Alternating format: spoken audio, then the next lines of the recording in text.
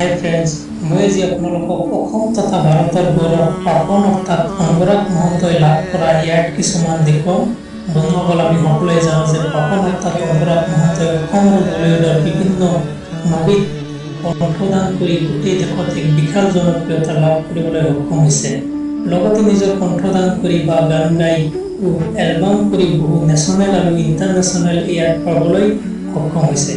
মই আজি তাৰে কেইটামান এৱাৰ্ডৰ বিষয়ে আপোনালোকক দেখুৱাবলৈ লৈছোঁ। চ' ফ্ৰেণ্ডছ, ভিডিঅ'টো ভাল লাগিলে লাইক, কমেণ্ট আৰু শ্বেয়াৰ কৰিব। লগতে মোৰ এই চেনেলটি ছাবস্ক্ৰাইব কৰিবলৈ একদমেই নাপাহৰিব। চ' ফ্ৰেণ্ডছ, আহক আমি ভিডিঅ'টো আৰম্ভ কৰোঁ। ये मोह मोह के धागे